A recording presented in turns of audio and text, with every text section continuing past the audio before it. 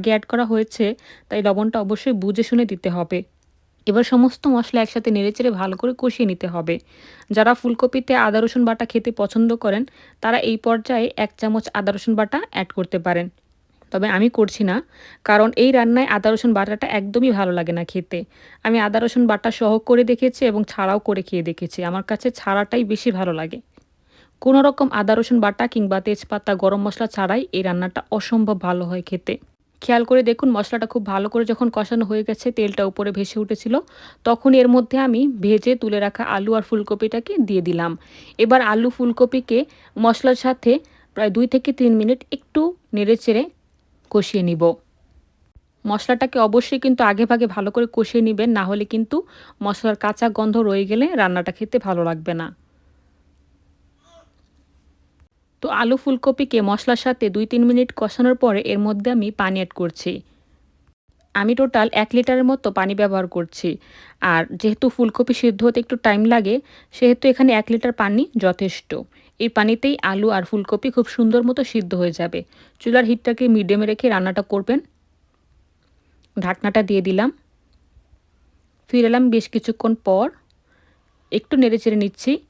আলু আর ফুলকপি কিন্তু আমার অলমোস্ট সেদ্ধ হয়ে গেছে। অল্প একটু বাকি আছে। এই পর্যায়ে আমি ভেজে তুলে রাখা ডিমগুলো দিয়ে দিচ্ছি।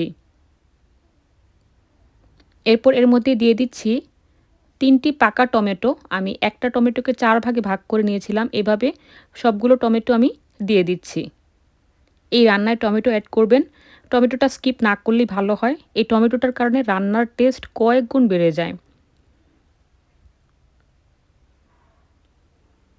তো হয়ে গেছে। এর মধ্যে আমি এখন দিয়ে দিব কয়েকটা কাঁচামরিচ। আমি টোটাল ৪টি কাঁচামরিচ এখানে দিয়ে দিলাম ফ্লেভারের জন্য।